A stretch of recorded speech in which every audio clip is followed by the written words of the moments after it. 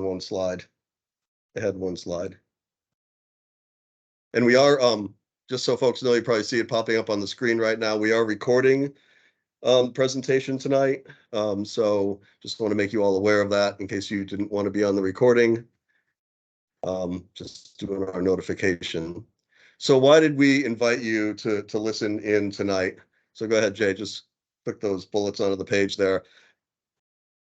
So the thing we're after here tonight is for you, give you the opportunity to ask any questions and seek clarification about the telephone gap proposal that's out right now for comment. We want to make sure that you fully understand that you're able to provide written comments to us, meaningful written comments to us that will help us further shape the project. The objective tonight is not, the opportunity to express support or opposition to the project or share concerns about potential effects. Those are the things that we want you to put in those written comments and submit them to us. So tonight is for clarification, asking questions. Is there something you don't understand about the project, the way we have it presented? Or is there something about the process on how to provide comments that you don't understand? Next slide, Jay. So we have the virtual platform here that we're utilizing, and there's oftentimes hiccups with the virtual platforms. We learned a lot about it, but we're not experts at it. So tonight, listen to the introductory presentation that Jay and I are going to give you. I'd ask that you hold your questions, your verbal questions that you want to ask till the end of our presentation. If you do have questions that pop into your head and you don't want to lose track of them while we're talking, you could go ahead and type them in the chat, but we won't address them until we're done with the introductory presentation tonight. Again, we're here for you to ask questions specific to the proposed action. At the end of the presentation, you'll be able to raise your hand and we'll call on you to speak. Or as I just said, you can place your question in the chat box. And if you are going to ask your question verbally, just, be fair to the others who are on and might have a question as well. Please try to keep your question to about 2 minutes to ensure that we have a chance to get around to everybody and everybody gets a chance to participate. Next slide, Jay. If we can respond to your question tonight, or one of our resource specialists is here who can answer that question, and we'll respond in real time. If we can't, then we'll take your question and we'll answer it after the meeting. We'll send you a response in writing. The key there is if we're going to send you a response in writing, we need to know who to send it to. So if you have a question that you've put in the chat, or you have something that's, you've asked verbally, make sure that you send your email to Jay so that he knows who to send that response to after when we answer that question.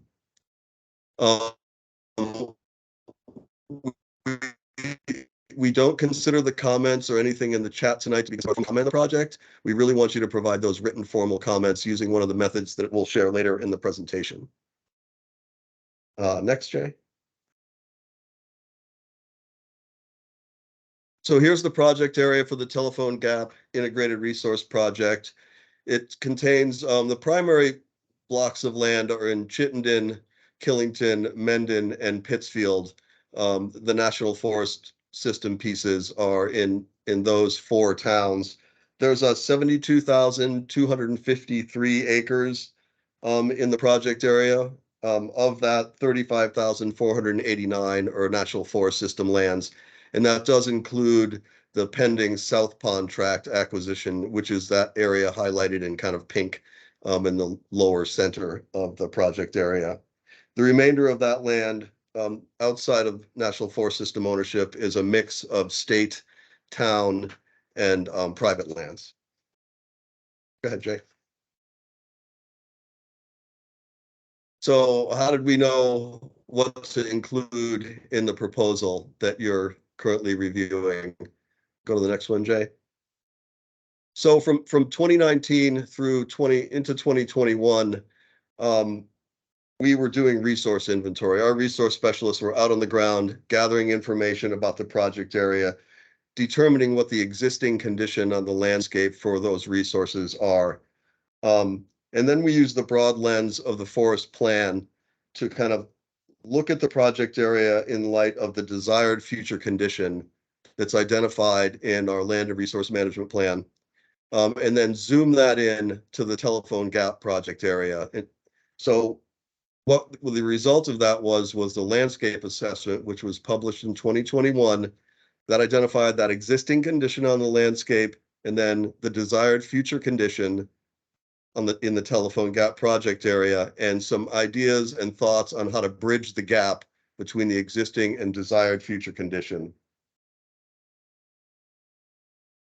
Go ahead, Jay. Next slide.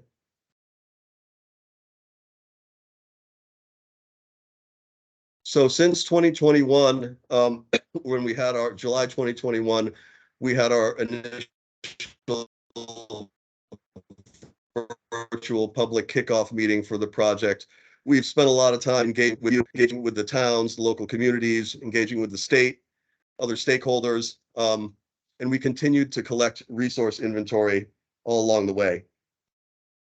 Next slide, Jay.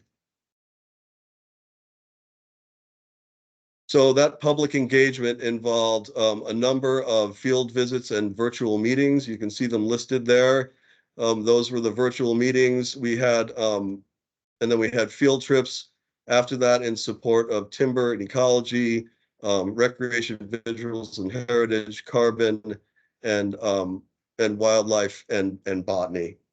And we also worked with the National Wild Turkey Federation to try to engage private landowners within the project area, so that if there were folks out there who had woodlots that were interested in managing it for wildlife or other purposes, that our activities and their activities would complement one another.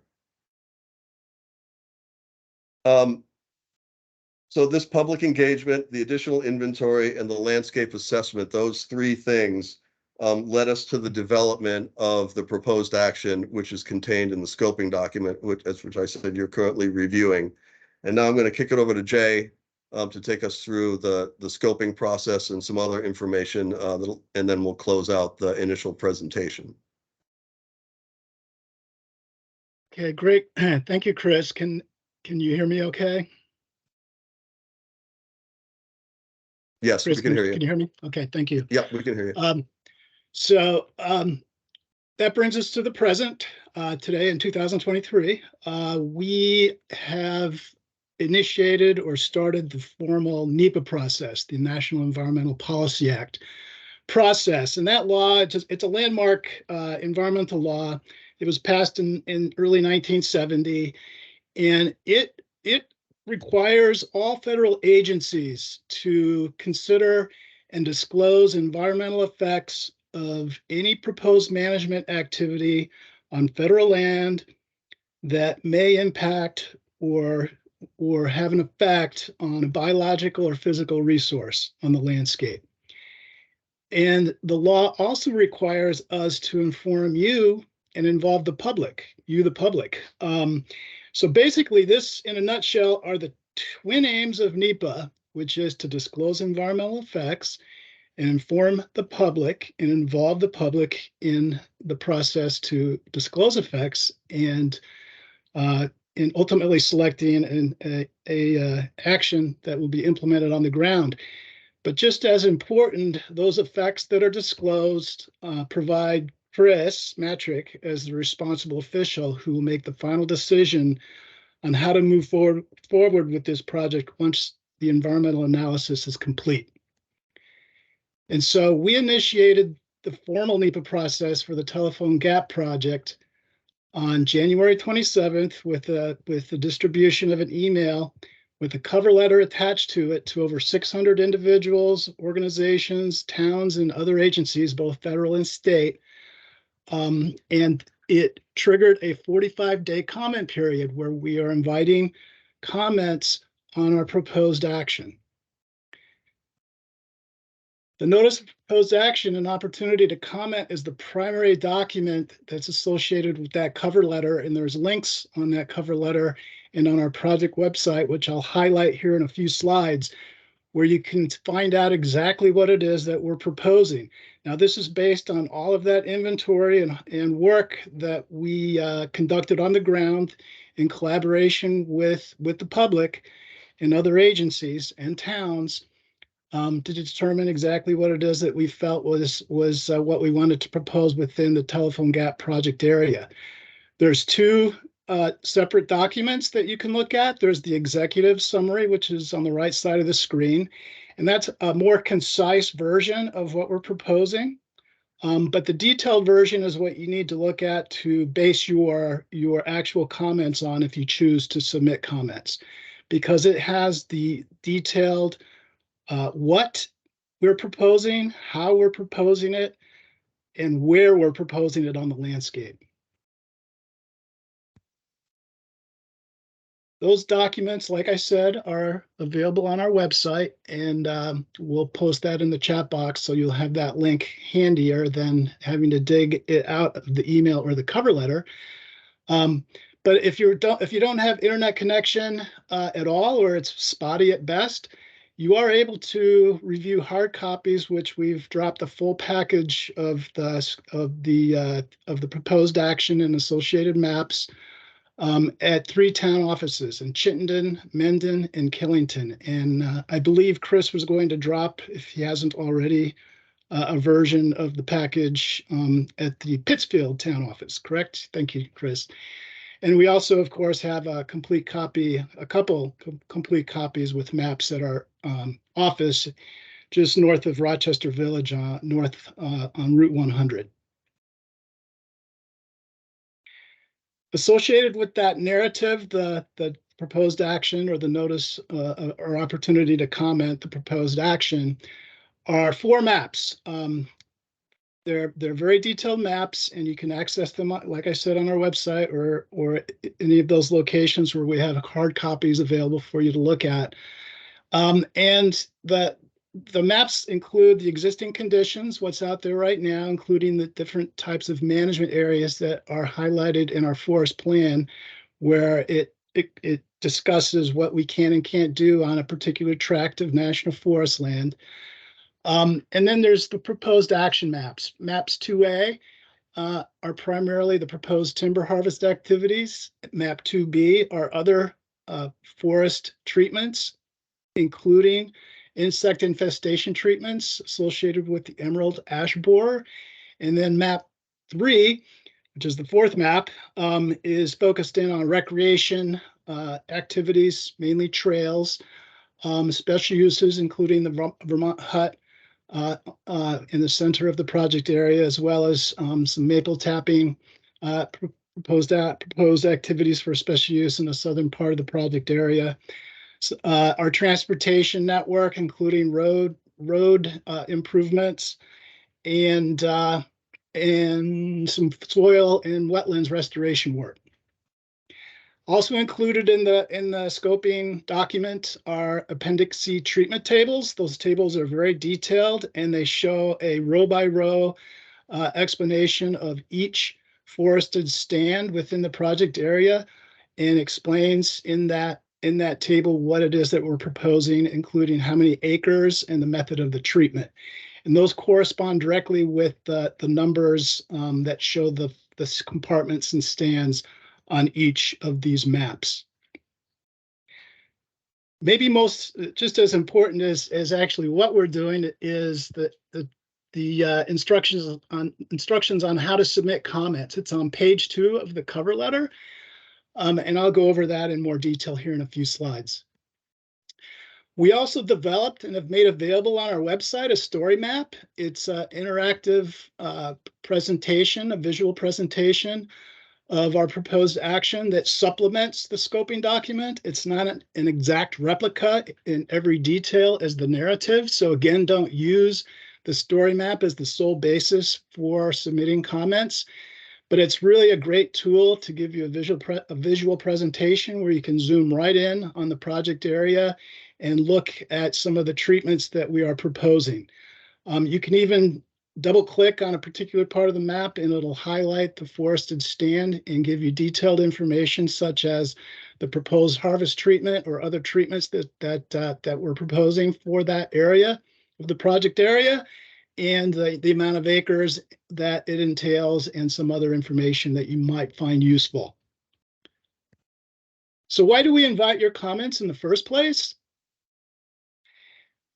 The number one reason we want to hear from you is to help us identify issues related to the proposed action. And we use those issues to make possible modifications to our proposed action or develop mitigation or protective measures to negate or offset potential impacts to a resource related to that issue of concern.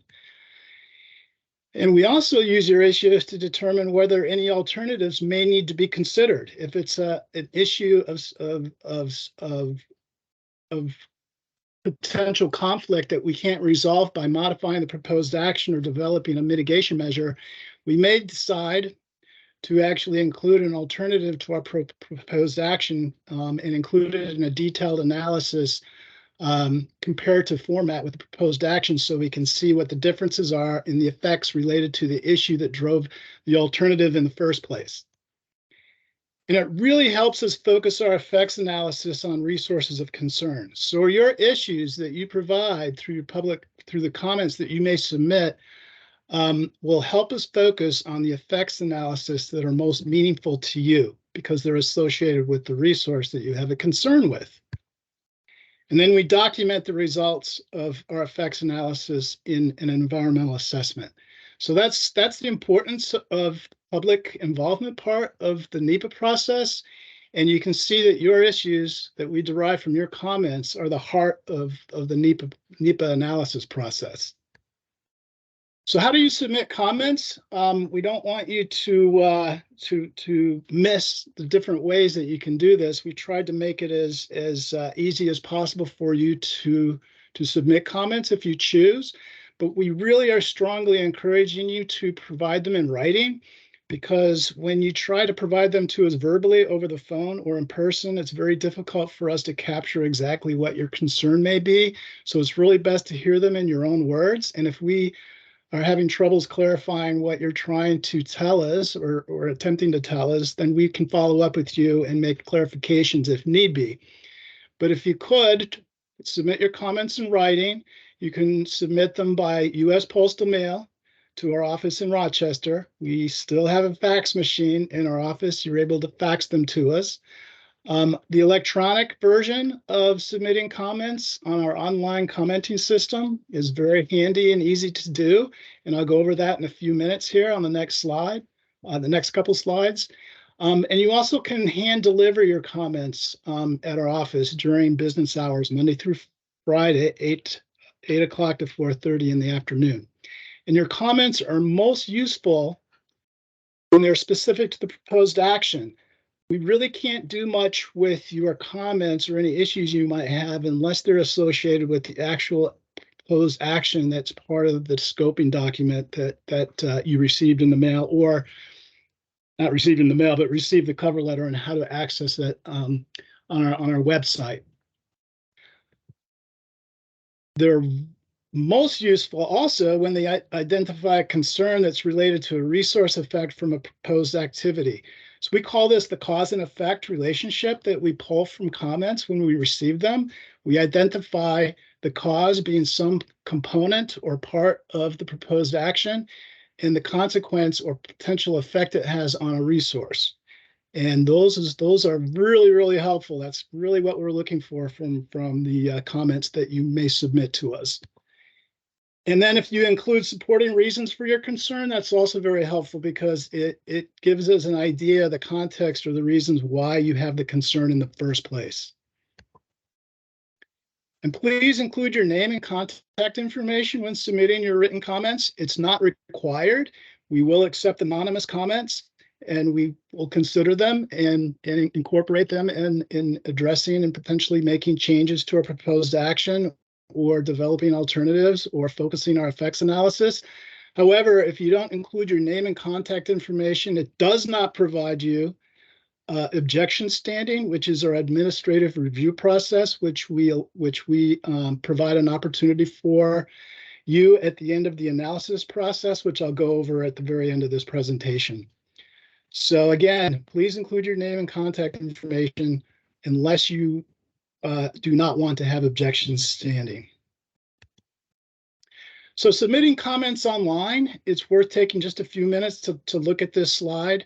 because on the right-hand side, you can see once you get to this part of our website, which is on the project website, right side of the menu, and you can just click on comments, where it's also linked in the cover letter that I highlighted earlier in the presentation.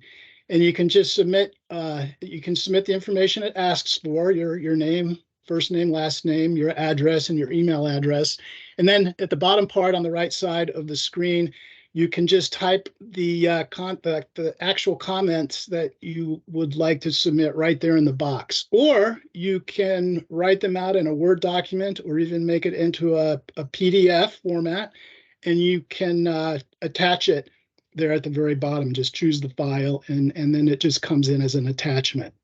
The really great thing about submitting comments online like this is that you also are able to get on our project website and look at our comment reading room, and you can read all of the comments that are being submitted for the project during the comment period in real time, just to get an idea of the types of concerns people are having with our proposed action.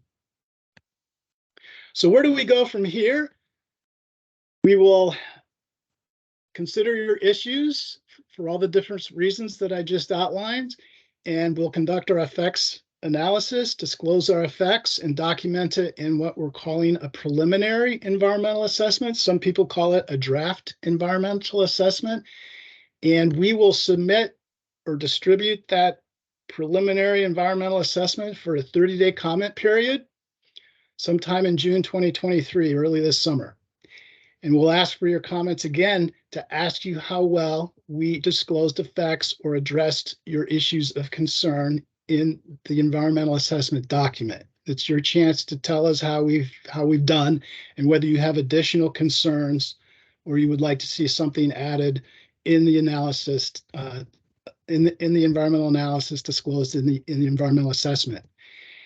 And then based on those comments we received during that 30-day comment period, we will consider making changes or supplementing the analysis and document a final environmental assessment. And at that point in time, Chris will draft a decision notice and a finding of no significant impact. And this is estimated to be completed in the fall of 2023. And the finding of no significant impact is the determination that Chris makes as the responsible official to determine if or there is not a significant impact associated with any part of the proposed action. Now, we're not going to be waiting until fall 2023 to make that determination. Chris is more than likely, if there is a potential significant impact from any of the actions to any resource across the landscape, he's going to identify that and make that determination during the preliminary environmental assessment process.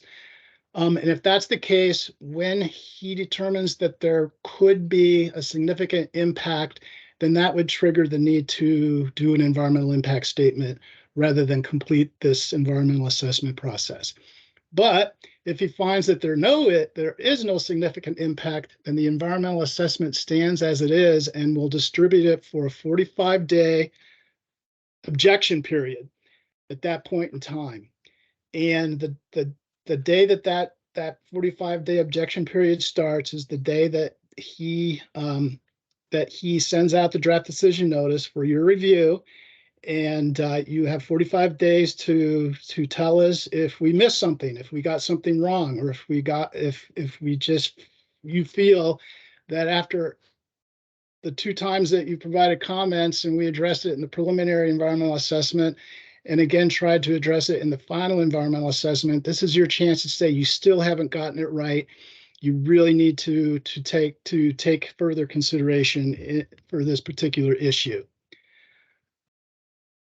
Final decision notice and a potential finding of no significant impact then can be made after a 45-day review period following the objection period. So if any objections are submitted during that objection period, there's a 45-day review period that an independent team of Forest Service specialists off of the Green Mountain National Forest, they don't work on this forest, to maintain objectivity And they reviewed the objection issues to determine if there's any validity to it that needs to be addressed in the final EA or the final decision notice before Chris can sign that decision notice. So in other words, they would provide him instruction to address the concern if the review determines it's necessary, and he would have to do that before he could sign the final decision notice.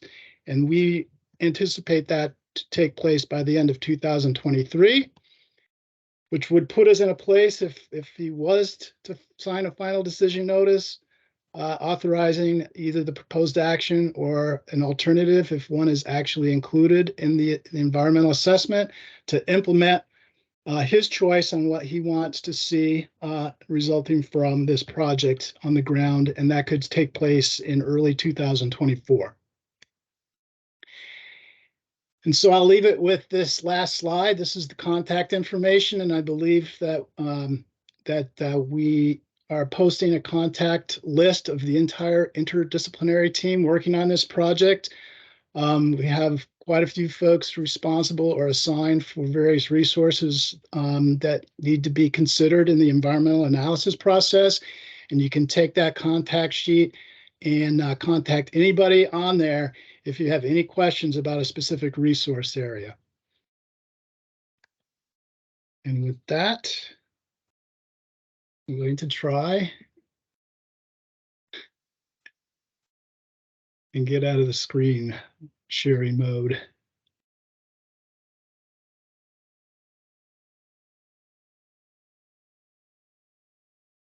All right.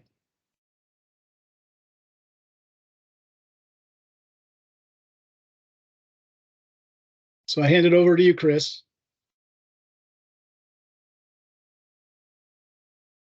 You're on mute. I took the mute off and then I put it back on myself. There were a couple of times where you faded in and out of that when you were doing your presentation.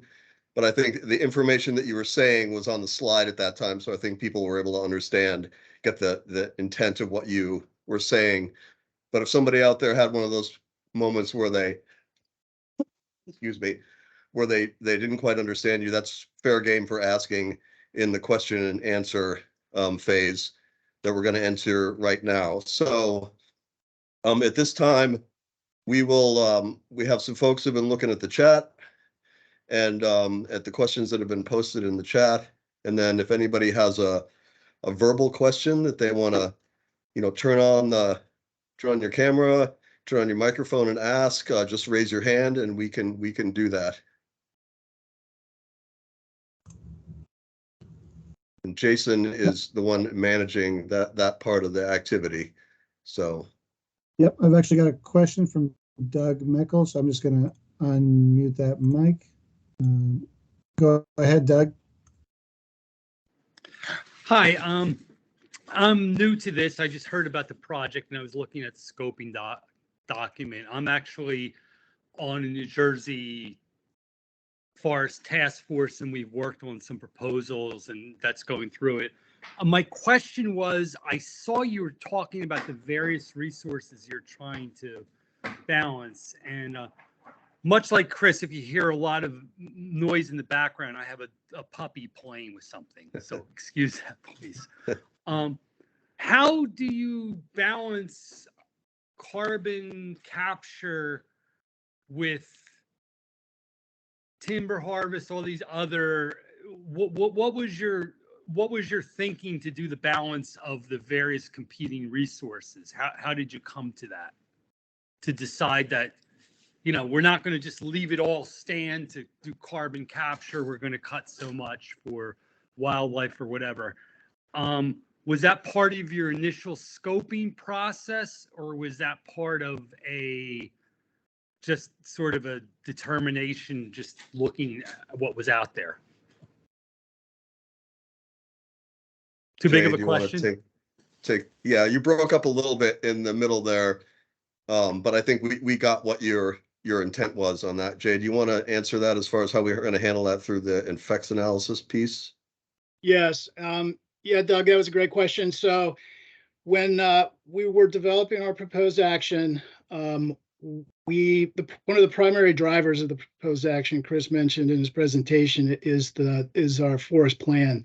And our forest plan is our roadmap on what we can and can't do on various parts of the Green Mountain National Forest. The purpose and needs section of the scoping document talks about the goals and objectives and the desired conditions for each of the resource areas.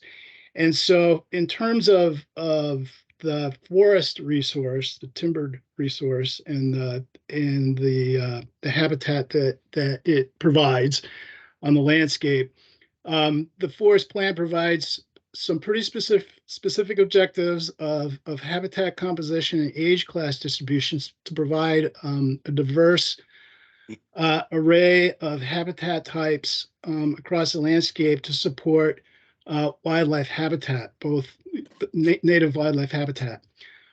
So that was one side of the coin, and that addresses one side of your question. But how do we balance that with the importance of the forested landscape to sequester and store carbon on the forest?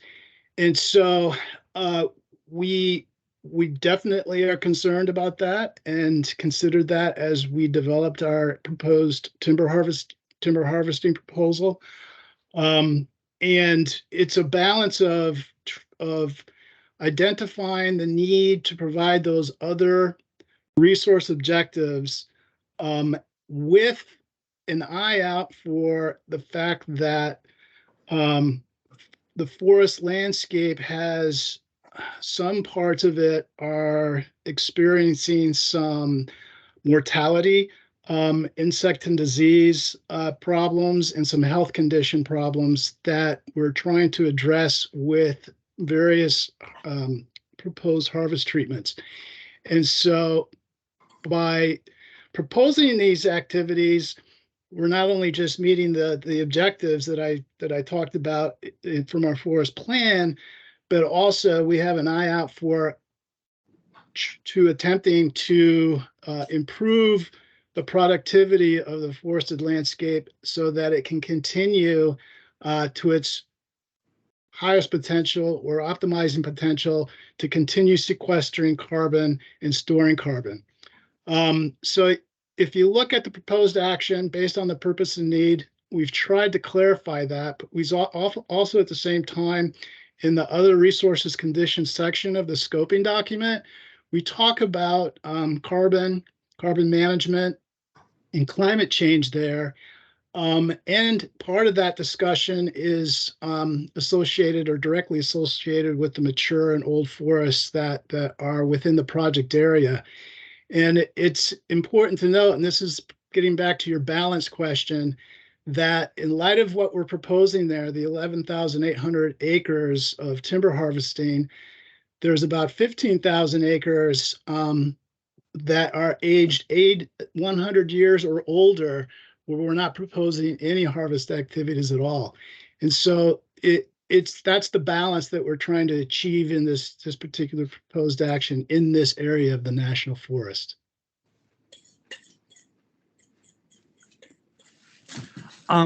Okay. Am I still muted or no? No, we can still hear you. Okay. So, and I'll make, I guess, comments when I look at the scoping document.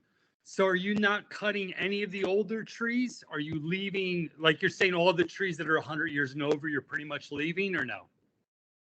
No, what I was saying is there's 15,000 acres within the project area where we're not harvesting trees that are over 100 years old.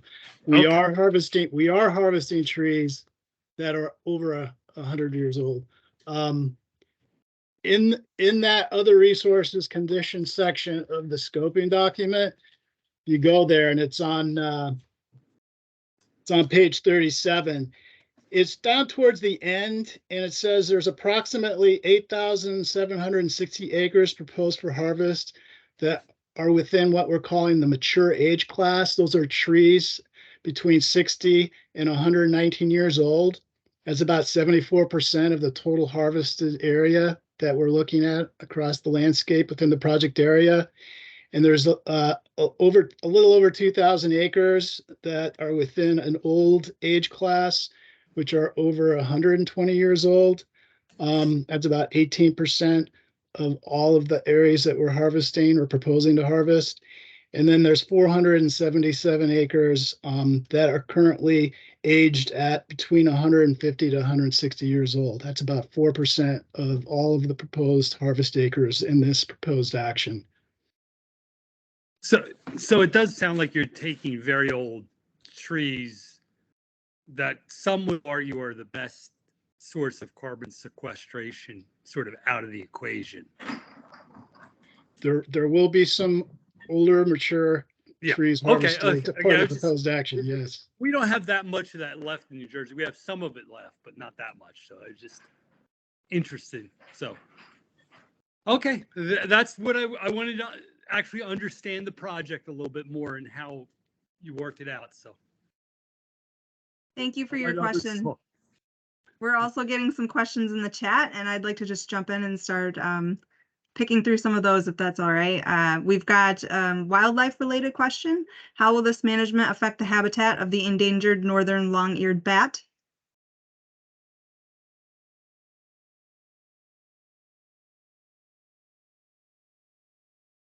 I can take a shot at that. And Sue Stats, our wildlife biologist on the interdisciplinary team, is on here. She can check me if I get this wrong.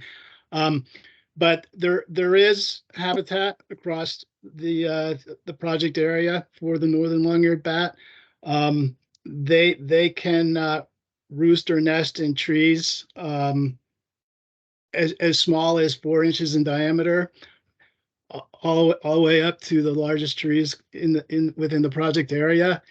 The northern long-eared bat has been listed as threatened by the U.S. Fish and Wildlife Service as part of the Endangered Species Act. Up until just recently, it was reclassified as endangered. It goes into effect later next month. The point to your question, though, is that northern long-eared bat, because it is endangered, we will have to do a biological evaluation, or wildlife biologists will, for the project.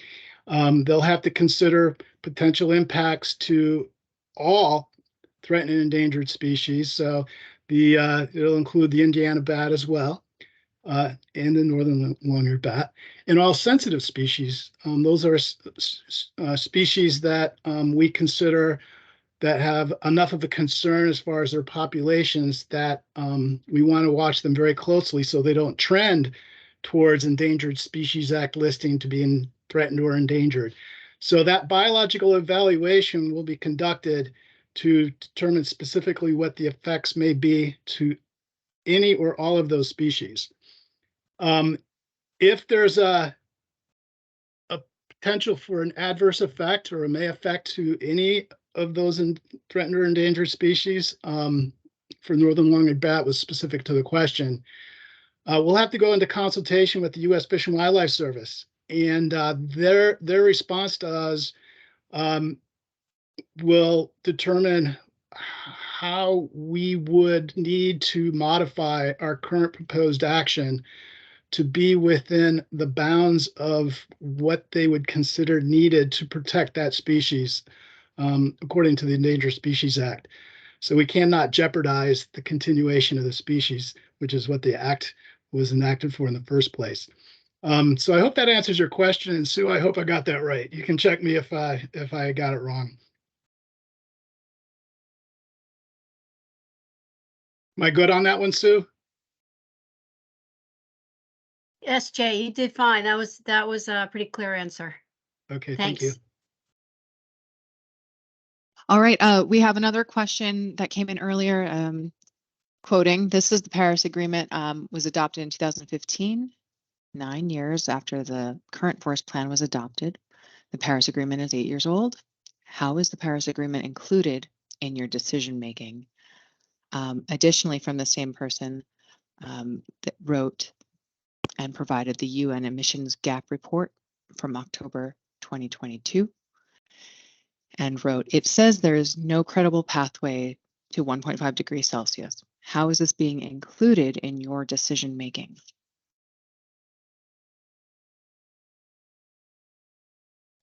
So what we're required to do for this project is disclose the environmental effects associated with carbon, the carbon cycle, the carbon sequestration, the carbon storage, and the carbon emissions directly resulting from this proposed action. So the effects from our actions to those resources, carbon sequestration, storage, and emissions, will be included in the environmental assessment. And so I can't really answer it any better than that at this point in time because we haven't conducted that environmental analysis yet. So you would be able to ask that question again if you don't feel like we got it correct or to your satisfaction when we distribute the preliminary environmental assessment for a 30-day comment period this June. We've got another carbon-related question. Section 414 mentions carbon but does not appear to provide any quantification of the emissions associated with harvest from equipment, soil, or combustion of the trees. UNFCCC requires these emissions to be quantified as AFOLU emissions. What is the estimate for these emissions? What is the plan for tracking the emissions?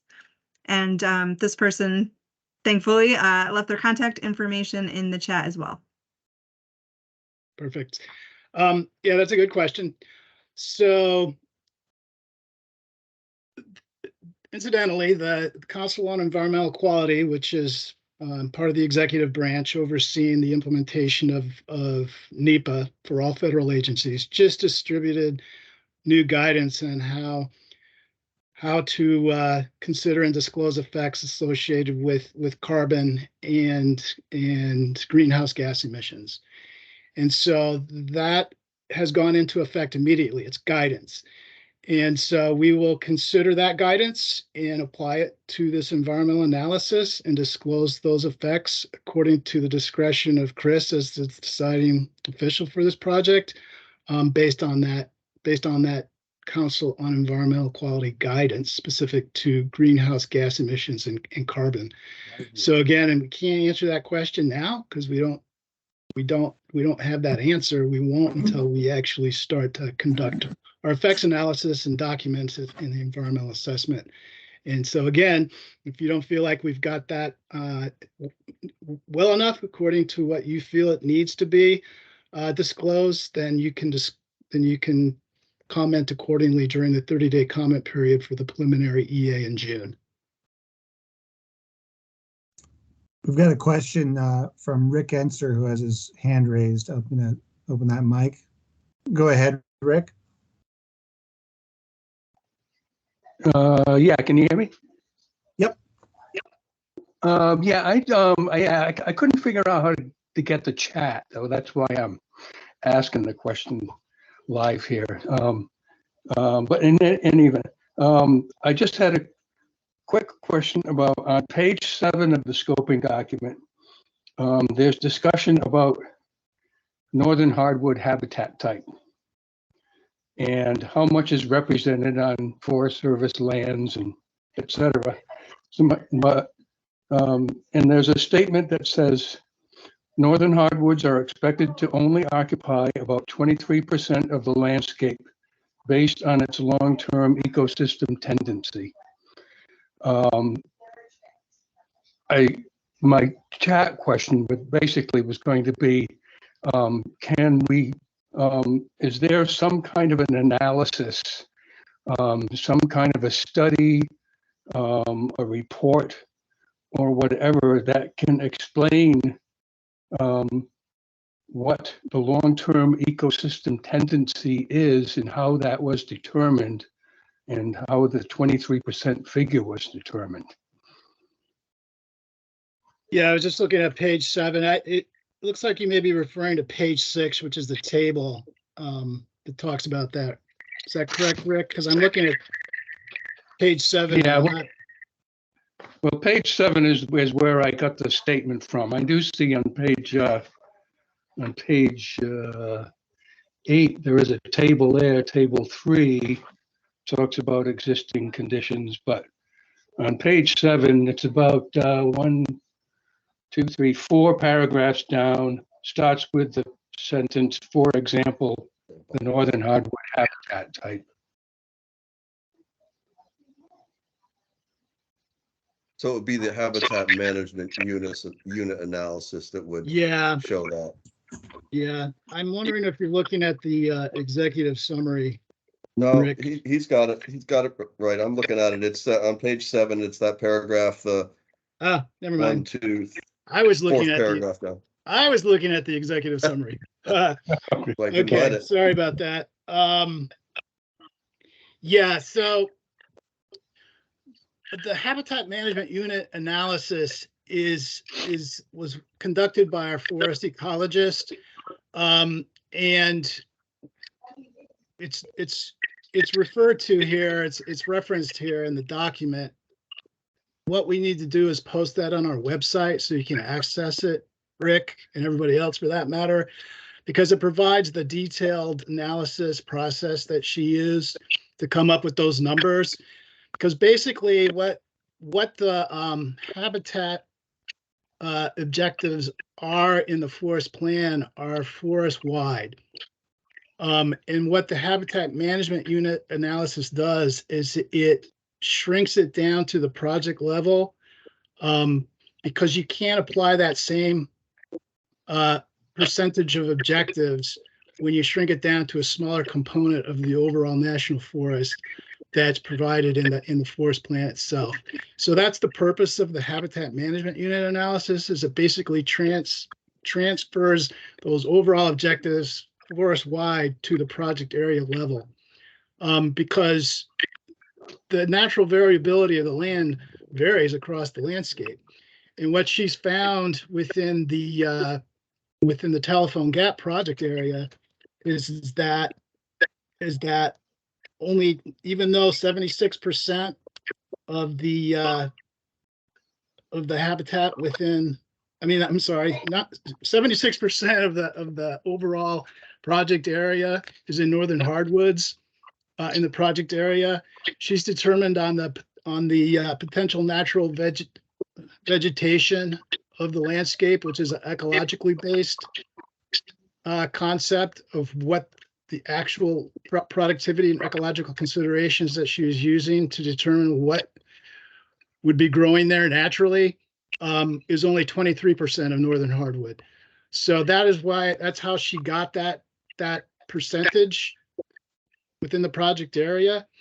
And hopefully it'll make more sense to you asking this question if you look at her actual analysis and what considerations that she used to make that call of 23% of the area having a natural tendency to support northern hardwoods within the project area. Jeff, you can probably do a better job than I just did explaining it. No, you did fine, Jay. I guess, so yeah, I think Suzanne's analysis showed that the ecological tendency for a lot of the project area was more toward mixed wood and softwood. So conifer type trees, spruce and hemlock and fir, and mixed wood being a mix typically of northern hardwoods and softwoods, conifer species, as well as some aspen birch and some oak forest. So, and that's also an objective across the forest, is that because of past land use, a lot of the national forest, a lot of the forest was used for grazing and agriculture use and otherwise had been cleared. And so that favored the development of hardwood forests, northern hardwood forests, as a result. And so the thought is that there's a lot less softwood and conifer forest than there would have been historically on the landscape. And there's been a lot of research to kind of show that. So that's where I think there's a perceived imbalance there. Of course, we're looking at the historical range of variation, and we're looking at the past as to see what the ecological tendencies are there. But we're also looking at future conditions, looking at resilience. But where there's opportunities, a lot of times on these sites that are more that tend towards softwoods, we'll find softwood, spruce, and fir regenerating under hardwoods, and there's opportunities to move them toward that kind of natural ecological tendency more quickly by releasing those trees and doing management that promotes the softwood and mixed wood forest types.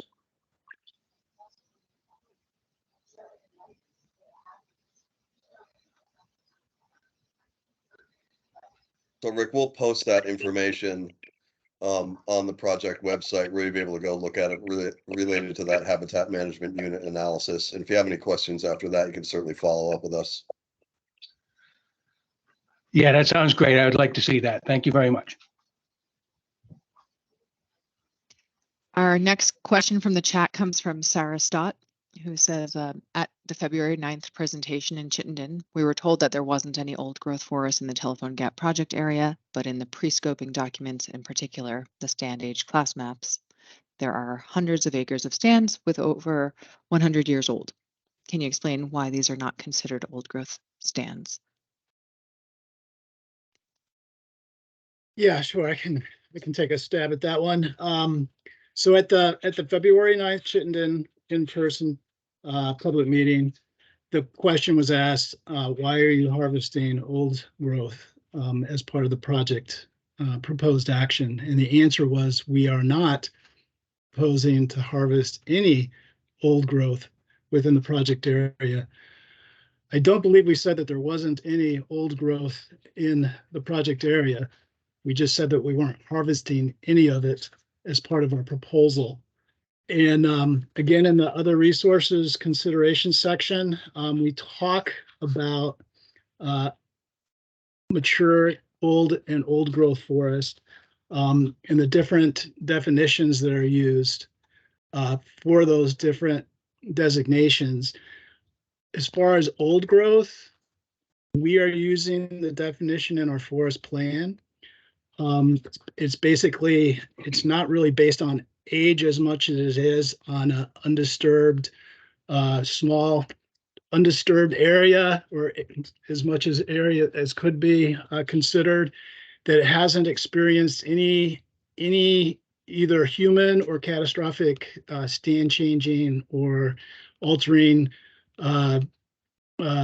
scenario that would set the regeneration of that harvest of that stand back to regeneration stage or early successional stage.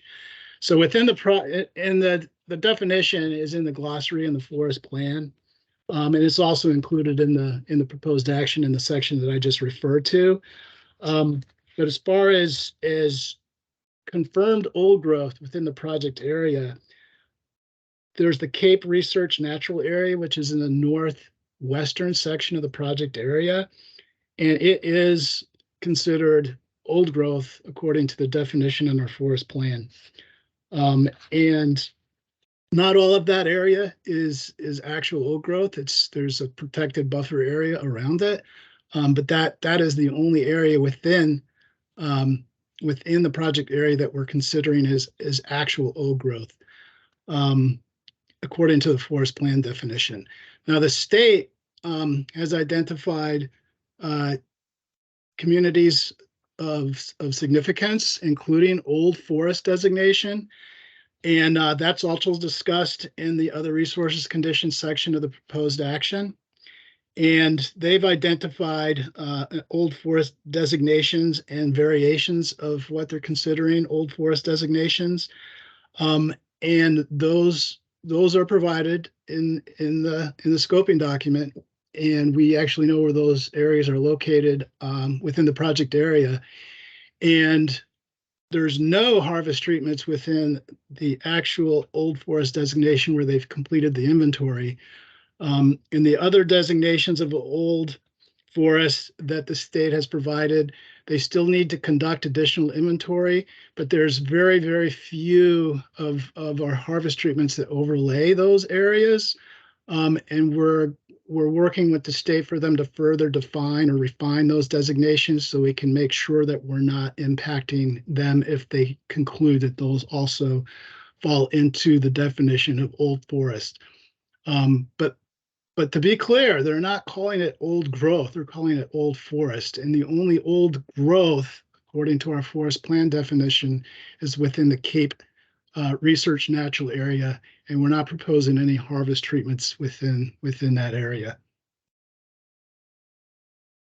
Jeff, did you have something else to add? Just briefly, for the forest types and the tree species and the forest plant communities we have here, so a 100-year-old stand typically isn't considered ecologically old or well developed, and typically doesn't display a lot of old forest characteristics. A lot of the forests we have on a lot of the forest land in the national forest and throughout Vermont and New England is a result of agricultural abandonment in the early 1900s. So a lot of it is approaching or at that 100-year-old mark, and most of that forest is fairly homogeneous, even aged, and hasn't developed the structure that's typically associated with old forest or old growth type forest. There's more than one definition for old growth, but they typically talk about the complexity and the diversity and the structure of the forest. And that's developed through natural disturbance.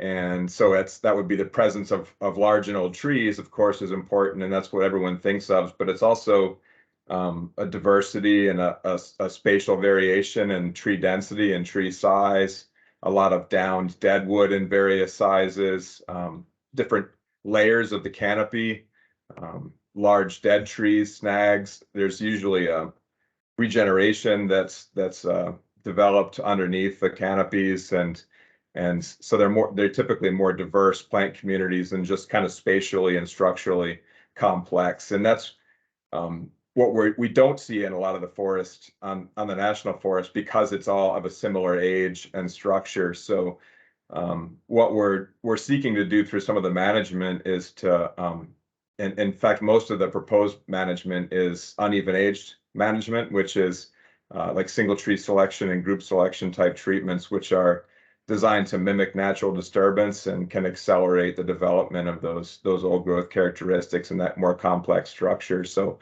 it's some of what we're trying to do is create some of that diversity of habitats and species diversity on the landscape, and so that we have some younger forest, and then of the forest that's aging and getting older, we can accentuate and we can increase the growth of larger trees, and we can create some of that structural complexity. And we're working with the state on identifying areas that are kind of showing a critical mass of old forest characteristics, even though they wouldn't be defined as old growth per se, as areas that we may want to avoid doing management in. And then there's other areas where we have opportunities to accelerate the development of those old forest characteristics in that habitat.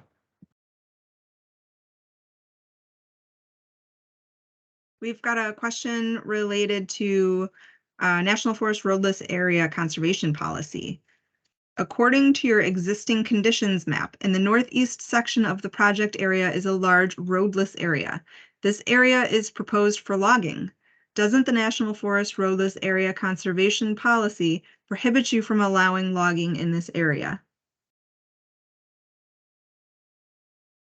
Yeah, so this can get a little bit confusing, but I'll try and be able to make it understandable and simplify it. So the type of inventory roadless area that's in the northeastern part of the project area, it's called the Pittenden Inventory Roadless Area. It was a roadless area, part of the roadless areas that were considered in an inventory associated or in conjunction with the forest plan revision when we were conducting that revision back in prior to 2006, which ultimately ended up in our 2006 forest plan that we're using today. There were over 120,000 acres of inventory roadless areas that were looked at. And the reason for those inventory roadless area, the process for those inventory roadless areas was determined for the Forest Service to recommend as part of the revision process what we felt was should be recommended to be designated as wilderness to Congress, because they're the only ones that can actually establish wilderness. It has to be done through congressional law. And so that's what we did. But we recommended about 25,000 acres to be designated as wilderness as part of the forest plan revision process. And right after the revision was complete, Congress enacted the New England Wilderness Act, and they designated over 45,000 acres to be wilderness. So of the 25,000 or so acres that we recommended in the initial forest plan revision, the remaining 100,000 acres or so were allocated to all the different other management areas that the forest plan includes for management consideration, and are guided by the management direction for those management areas in our forest plan. The Pittenden inventory roadless area was not ever recommended to be wilderness, nor this portion anyway was not included in the New England Wilderness Act designation. So it's guided by the management area direction for our current forest plan, which is in this case remote wildlife habitat. These types of inventory roadless areas that I'm describing now are not protected by the roadless area conservation rule, which went into effect in 2001. It doesn't mean that we don't consider the tentative or potential impacts to roadless character within that area, and we will do so as part of the environmental assessment for this project. And there are thresholds that we hold that should not be crossed, and if they do, it tentatively indicates there could be a significant impact to that resource. And so we will include that analysis and disclosure in the environmental assessment for that area. But to be clear, it's not guided or protected or regulated by the roadless area conservation rule. But we still do consider the potential effects to the roadless characteristic as inventory of roadless areas to be potentially be looked at again the next time we conduct forest plan revision. All right. Our next question in the chat comes from Ann Lloyd. And Ann, I just wanted to let you know that your question was not being overlooked. It's just in the manner in which myself and the other speaker is alternating questions from the top and bottom of the chat. So here we are. Here's your question. I believe forest plans are supposed to be updated every 15 years. Yet I think you said you are working off of a 2006 forest plan. Is there a new plan in the works? Yeah, we get that question often because the questioner is correct. A forest plan is meant to guide management for up to a 15-year planning period. However, there are situations where management can continue past the 15-year period as long as there's not something in the existing forest plan that is indicative of something that is just really far off and way off, and we can no longer rely on it to provide guidance and direction for managing the national forest. There's many national forests in the system who are operating on forest plans that are much older than our forest plan. But to go directly to your question, when are you considering, or when do you think you'll be revising the Green Mountain National Forest Land and Resource Management Plan or Forest Plan? Is that we don't know. It's subject to, and that's the best answer I can give you, because it's subject to available funding that's allocated by Congress. And right now, the priority is going to the national forests, mainly in the western part of the United States, who are operating on forest plans that in some cases are up to 25 or 30 years old. So they're getting the higher priority. And so there's basically a pecking order, so to speak, based on the ages of existing forest plans and the the functionality of those plans. And right now, we just are sitting in the queue where we're able to continue use our existing forest plan for direction, for continued management up until the time we are allocated the funding to initiate our next forest plan revision process. So it's really based on a year-to-year allocation of congressional funds for this very purpose. So every year it's looked at, and this year it's the Green Mountain National Forest didn't make it on the list. Got a question related to non-native invasive species. How will you prevent the encroachment of non-native invasive species in timber harvesting areas? Who's responsible for overseeing that mitigation techniques are adhered to? Chris, you want to try and take this question? Yeah, sure.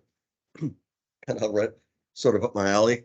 I'm a botanist by trade, so we have and it's even in the, I believe there's some of it even in the scoping document. We apply mitigation measures to various aspects of the project activity that will mitigate the spread of non-native invasive plants into the project area. We have contract specs in all of our contracts, whether it be for recreation activities or forest management activities or watershed restoration activities that require, equipment be cleaned, that areas be monitored, surveyed ahead of time to see if there's NNIP there, and then monitored afterwards to make sure that the activity did not introduce NNIP into the non-native invasive plants into that project area. And if they did, they get put on a treatment schedule, and we eradicate them before they can become well established.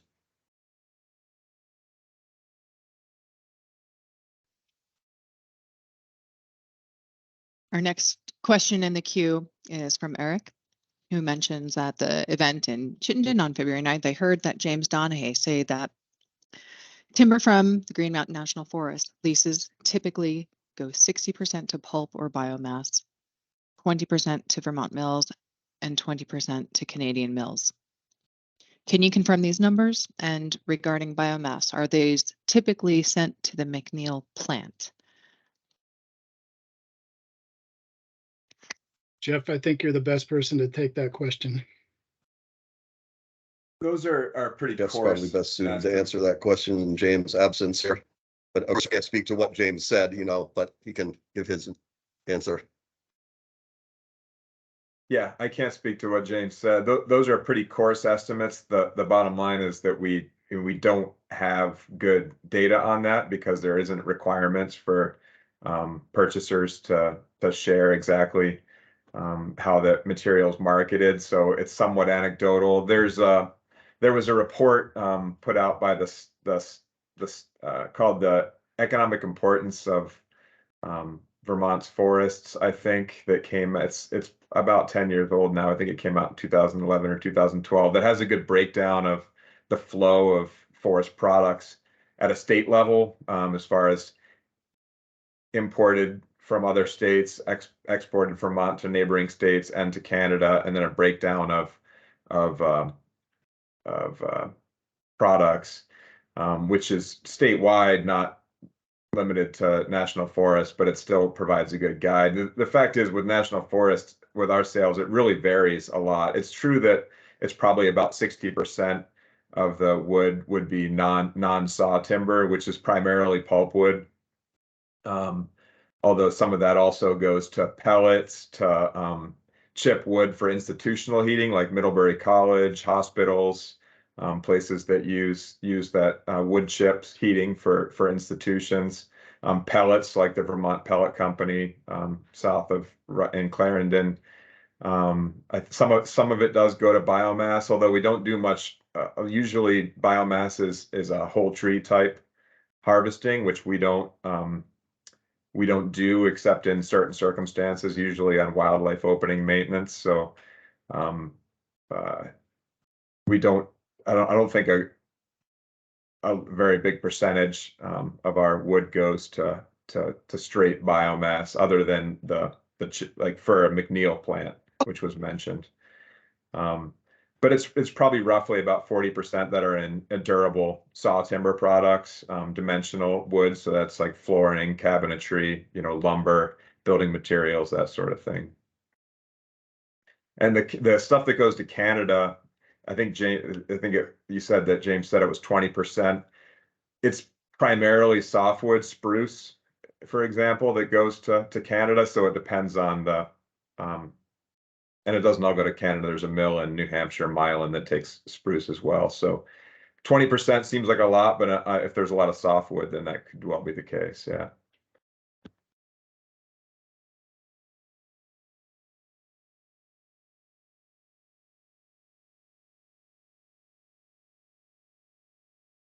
We've got a question about the forest plan. Do you know what is the newest forest plan available? This person also mentions that they're wondering if they assign a weight to the benefit of carbon sequestration. I would encourage you to email with questions about the forest plan and how the forest plan is put together. It's a little beyond the scope of this discussion about the telephone gap project, but we can definitely answer that question about the newest forest plan available. The newest forest plan available for the Greenmount National Forest. That's right. It's the 2006 forest plan, the one that Chris highlighted during his presentation at the beginning. And I don't know if the link to the forest plan was actually put into the chat box, but we can put that in there if it wasn't. Jason, I didn't notice if you had done that or not. Jason. Yeah, actually, I posted all those links earlier. I'll post it again now. For some reason, I'm not able to drop those 3 files into the chat in this chat. I'm not sure why. I don't know if you want to have people email you if they want those. They are available online as well, I believe, Okay. right? Yeah, the link to our 2006, our most current version of the forest plan is linked in the chat box then. All right, another question goes back to the topic of old growth. On a prior call, it was shared that the U.S. Forest Service goal for old growth on the Green Mountains was 1%. Is there a forum to give feedback that this percentage should be larger for carbon sequestration and conservation? And also, second part of that is, like you're saying, there isn't really very much true old growth forest left in the Northeast. So to have the possibility for ecological valuable old growth forests, we need to start by setting meaningful goals for conservation. So that's just the second part of the actual question from Yes, Alan. I would encourage that question be a formal comment to our proposed action. And that way we would be able to respond to it as part of our effects analysis specific to that resource. Because old growth forests would be considered a resource. And if you recall, the best comments that we can use and consider are those that identify a resource that may be affected by some component of the proposed action. So that's exactly what we would be looking for specific to this comment. Or that question, rather. So I encourage you to put that in writing and submit it as a comment. We've got another question here in the chat. Forest lands owned by the private sector that are logged opens up property for early successional habitat. Does the Forest Service consider these privately owned areas as contributing to early successional habitat? If so, then why does that national forest lands need to be cut for early successional habitat if the private sector is already doing that?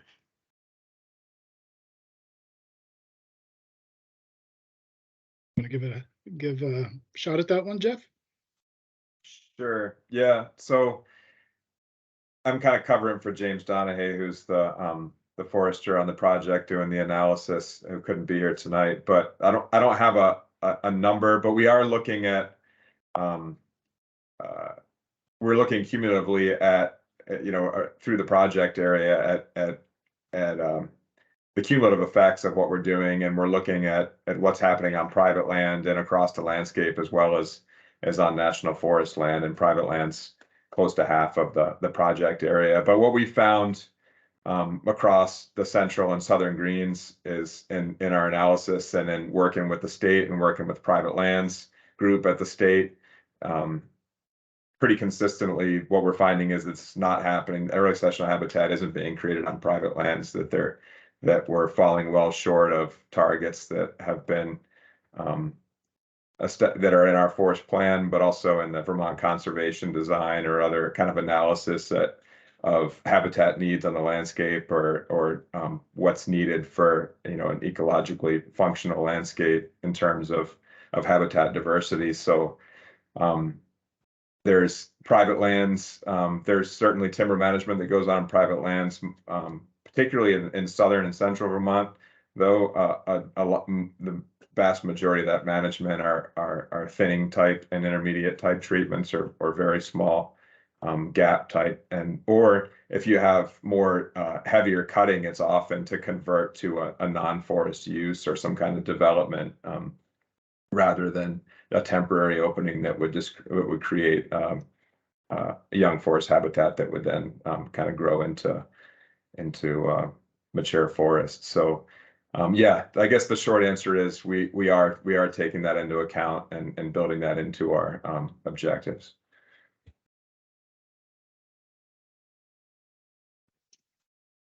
We have 2 or 3 more questions in the chat. I'll finish this one. Another question from Alan: how much of the 12,000 acres of cut will be single tree selection? That is his question.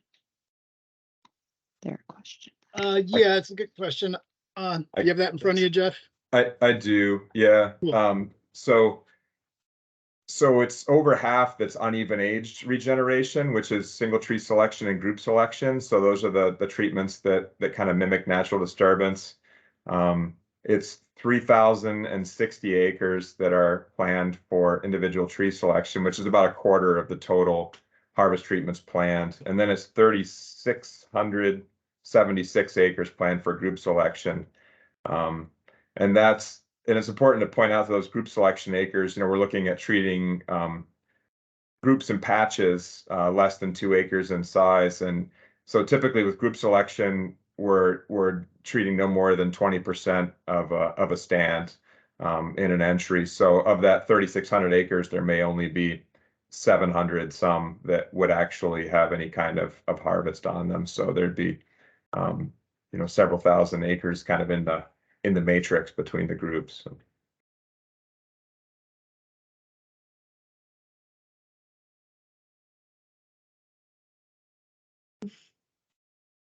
Got another question here. How has the proposal been adjusted so far to accommodate the presidential executive order? I'm assuming they're talking about the old growth order, but this person did not elaborate on that. So we're aware of the executive order. There are folks within both the U.S. Forest Service and the Bureau of Land Management nationally pursuing some of the directives in the executive order, that inventory of old and mature forest, which is due at the end of April. At this time, the project has not been adjusted in any way pertaining to the executive order, because it's unclear if and when some policy would come out of the executive order. And that's what we would respond to: some new directive, some new policy coming out, instructing us to manage National Forest System land in a different way related to the findings. But until that policy is released, we have not adjusted the plan to accommodate that. If and when that does come, we have mechanisms that will be put in place that will have us review this project along with many other projects ongoing on the Green Mountain National Forest to ensure we're in compliance with any new policy that comes out. We've had this project has been looked at by the regional office and the Washington office, and they have told us to move forward with, the NEPA analysis portion of the project, And we don't anticipate, and this would relate specifically to the timber management piece of it. It would be probably the winter of 2024/2025 that would be the earliest that we would see any forest management, going on the ground. So there's time, between now and then where if something does come out, if new policy does come out, we'll have time to adjust.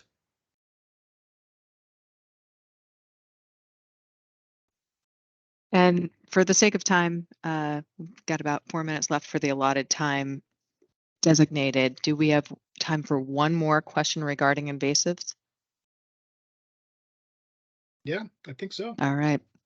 This comes from Eric. Regarding invasives, Chris mentioned that machinery and vehicles that enter the forest would be subject to a cleaning regimen. I assume his answer was in regards to logging equipment. What about recreational users of the 35 miles of new trails? Will mountain bikers be expected to clean their bikes before entering the forest, for example? You can see invasives along trails everywhere in the forest.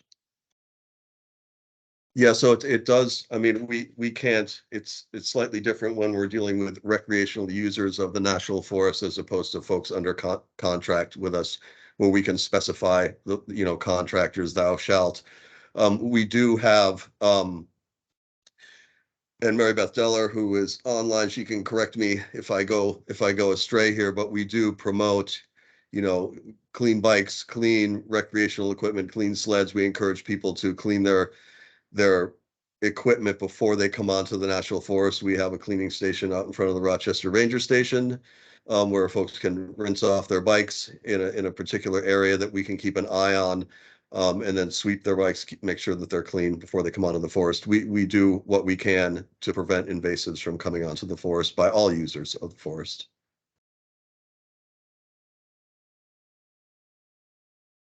And thanks, Mary Beth. She just stuck something in the chat. Mary Beth is the lead for that kind of activity on the Green Mountain National Forest. So we have about 2 minutes left in our allotted time. Are there more? Brianna and Lindsay, thanks so much for monitoring that chat, and Jason as well. Are there more comments? Are there more questions in the chat? Clarify what I'm most interested in is anything that would be a clarifying question that we haven't addressed thus far that we could squeeze in the next 2 minutes. We've got one more question in the chat, but I wouldn't say it's clarifying per se. It's related to managing for deer populations. Other than that, we don't have any other questions in the chat, so. Okay. So, why don't we be sure to capture that question on managing deer populations, and whoever put it into the chat, make sure to put an official written comment. We're down to a minute here. I just want to take a moment and thank everybody for participating tonight. There have been about 20 of you online, and I really appreciate the thoughtful questions. And I'm sure I haven't been looking at the chat. I've been looking at your names in the people stream here on the side just to see who's there, and your comments on the project. And we really look forward to seeing your written formal comments on the project, because as Jay had said earlier, that really does help us shape any modified proposed action or any alternative to the proposed action, and identify some issues that maybe we haven't thought of to this point that will need to be addressed. So really appreciate that, and appreciate the Forest Service staff who've been on tonight answering questions, listening in, especially Jay and Jason, who spent a lot of time planning this meeting in short order, and then Jay, who answered so many of the questions tonight as well. So Jay, any final thoughts from you? No, I just appreciate everybody's questions. I understand there was a lot of information to digest in that proposed action. I just encourage everyone, if you are considering submitting comments in response to what we've proposed, to just really take a really close look and look at the supplemental story map that we provided in the maps, the hard copy version of the maps that are also available online to look at. try and be as specific as you possibly can in your comments, and really look at the or think about, you know, the ways that I was telling you, the type of comments and how you submit them, that are most useful to us. Some aspect of the resource within the project area, in your mind has or will or may be impacted by some part of our action. That's what we're looking for, the cause and effect. And that'll really help us determine what we will hone in on in our environmental effects process and disclose in the actual environmental assessment for your further consideration and review in June. And you can take another look at it then, and have even more information to chew on to provide comments for us to consider. So thanks again. Really appreciate your participation.